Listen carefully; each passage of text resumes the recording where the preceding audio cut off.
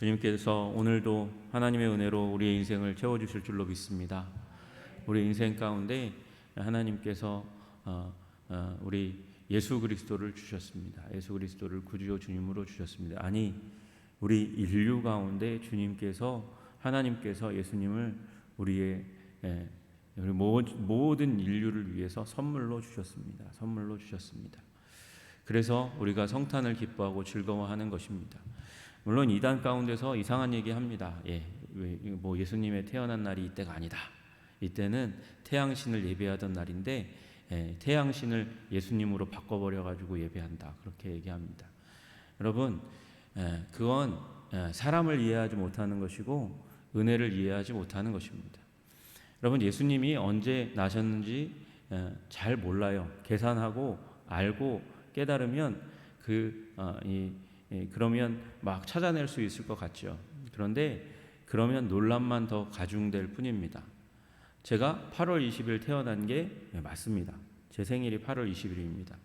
그런데 8월 25일 날 생일 잔치하든 9월 20일 날 생일 잔치하든 10월 20일 날 생일 잔치하든 그게 무슨 상관이에요. 그게 중요한 게 아니고 내가 태어난 이유와 목적을 아는 게 더 중요한 거죠. 여러분, 로마서 11장 29절에 보면 하나님의 은사와 부르심에는 후회함이 없느니라 그렇게 말씀하세요. 하나님의 부르심에도 하나님의 은사에도 그리고 하나님의 역사에도 주님은 하나님의 일을 하시는 거예요. 원래 여기 트리는 이게 북방 민족들이 장식을 원래 자신의 축제일 가운데 이제 실행하던 거거든요. 거기에 장식물이 뭐였는지 아십니까? 거기에 장식물은 자신이 싸움 가운데 전쟁 가운데 나가서 죽인 사람의 머리를 걸어 놓던 거예요. 트리가 원래. 그리고 가까이 오지 말아라 이런 거거든요. 근데 이게 왜 바뀌었습니까? 그 문화권 안에 예수님이 들어가니까 그 악한 숭악한 마음들을 다 버리고 거기에 예수님을 기념하는 것을 집어넣는 거예요. 태양신을 예배하던 그날, 여러분, 태양신을 예배하지 않고 예수님을 예배하도록 그 당시에 이제 예수님을 따르던 리더십들이 그렇게 딱 결정을 했어요. 그러면 태양신을 예배하는 겁니까? 하나님을 예배하는 겁니까? 예수님을 예배하는 겁니까? 당연히 태양신이 아니라 하나님을 예배하는 거죠. 예수님을 예배하는 거예요. 착각하면 안 돼요. 그러면 왜 그렇게 했냐? 문화적으로 대치해야 되는 거예요. 문화적으로. 여러분, 우리 한국 사람 하루에 3끼 밥 먹죠. 아침 먹고 점심 먹고 저녁 먹습니다. 근데 가정마다 약간의 차이는 있지만 대부분 그 시간에 먹습니다. 그 시간에 먹어요. 아침 안 먹는 사람이 가끔 요새 있고 저처럼 이렇게 안 먹는 사람 있지만 낮 12시 되면 밥 먹으러 다 쏟아져서 나갑니다. 안 그러면 좀 좋지 않아요? 11시에 나오기도 하고 12시에도 나오고 1시에도 나오고 2시에도 나오고 뭐 그러면 좋겠는데 사람들의 문화라는 거는 이건 무시할 수 없는 거예요. 이게 딱 마음 가운데 이제 리듬으로 이렇게 만들어진 거니까 시간이 딱 되면 나온단 말이에요.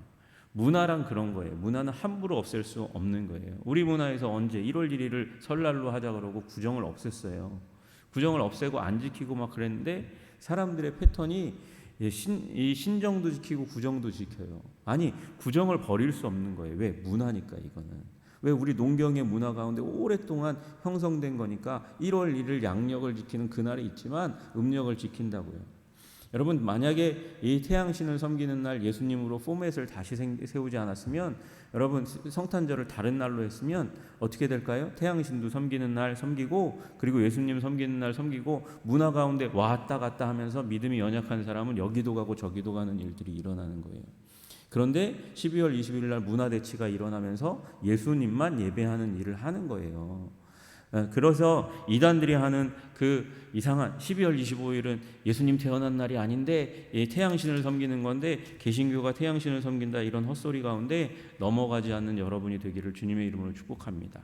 우리는 말씀의 사람이 말씀의 의미를, 그것을 우리의 심령 가운데 심는 사람들이죠. 여러분, 오늘 마태라는 사람이 나옵니다. 여러분, 이 마태라는 사람의 이 회심의 이야기가 마가복음 2장에도 나오고 누가복음 5장에도 나와요. 근데 왜 거기에는 알페오의 아들 세리, 그리고 이름이 뭐라고 나오냐면 레위라고 나와요. 근데 왜 여기는 마태라고 나왔을까요? 레위가 원래 이름이었을 것으로 그렇게 우리가 성경학자들이 얘기합니다. 그런데 예수님 만나고 나서 자기 이름을 마태로 바꾼 거예요.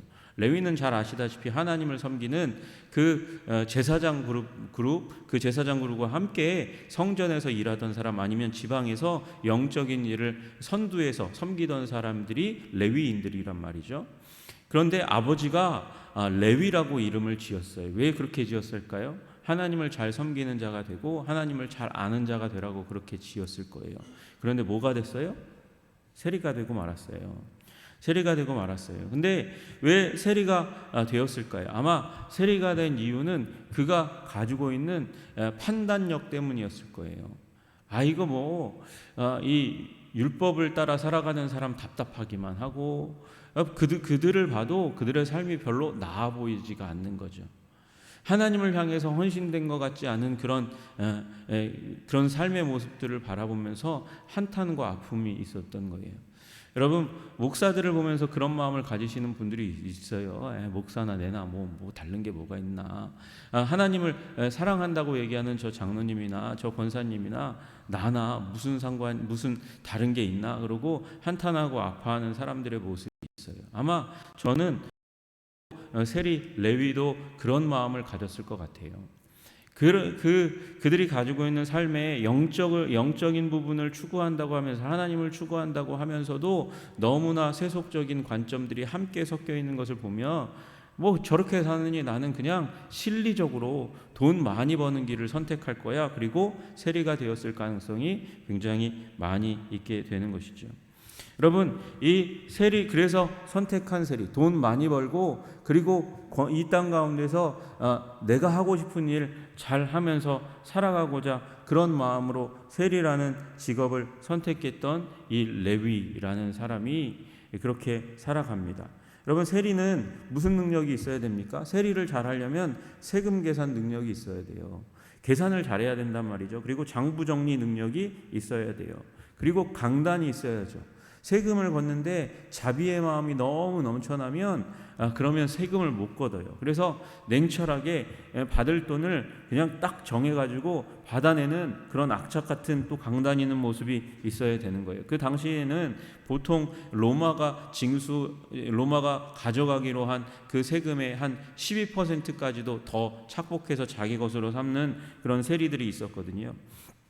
그리고 여기 이제 그래서 민족적인 위치 가운데 이 세리와 창기와 더불어서 세리는 창기와 더불어서 대접받지 못하던 사람들이었어요. 로마 정부와 연결되어서 유대인의 재산에 세금을 매기고 착취하고 중간에서 자기 몫을 챙기니까, 그래서 그 유대인들은 뭐라고 생각했냐면 매국노라고 생각했단 말이죠.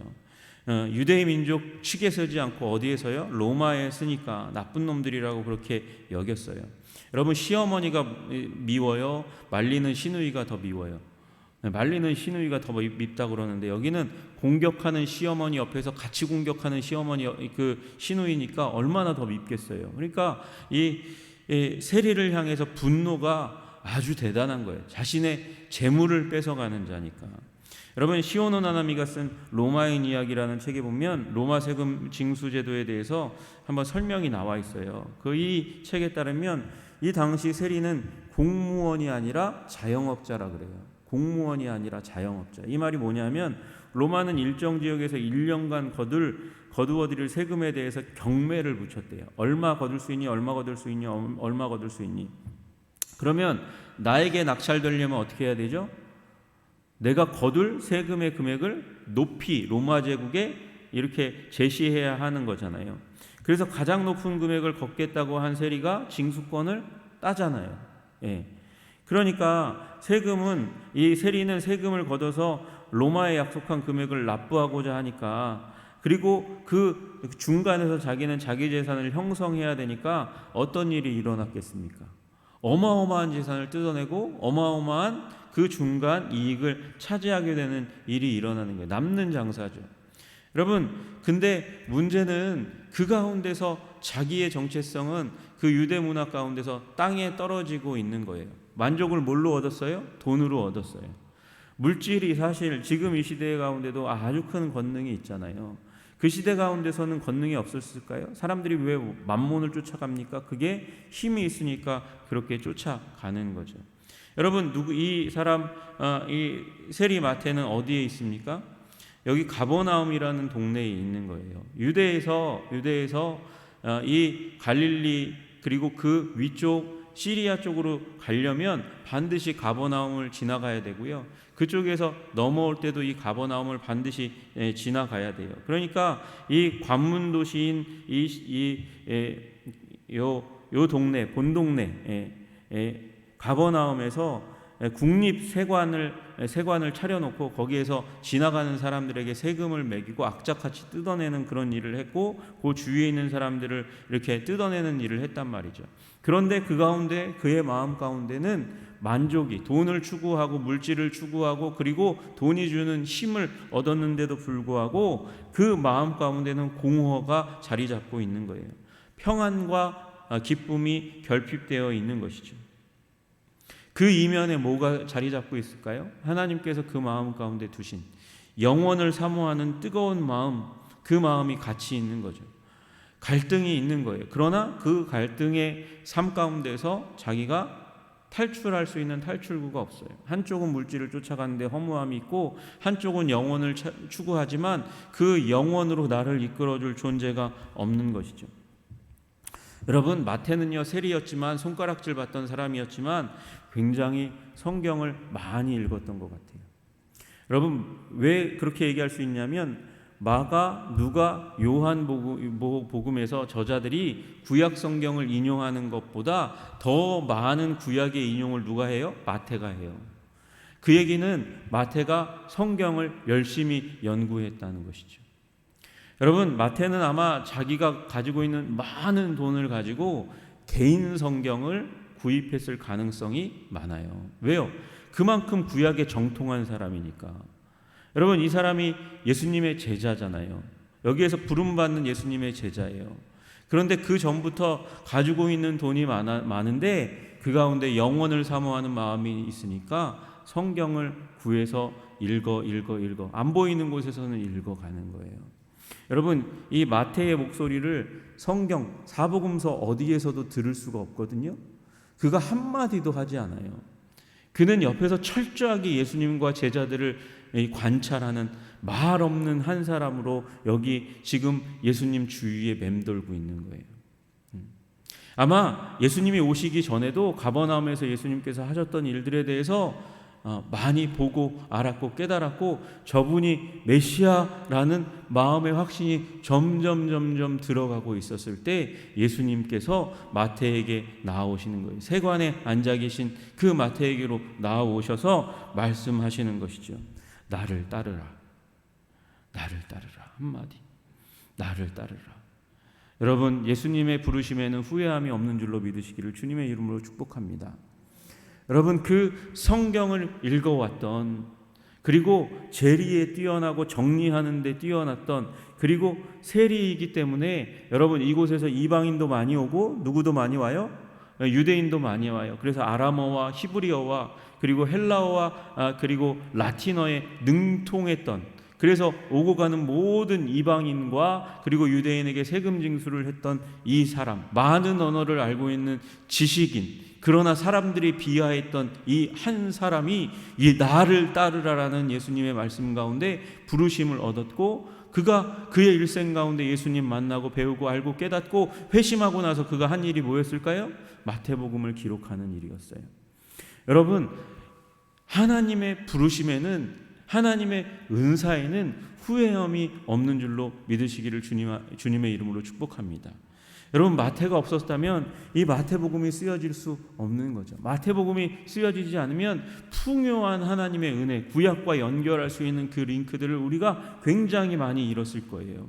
그래서 마태복음이 처음 쓰여진 복음서가 아님에도 불구하고 처음에 배치하는 것이죠.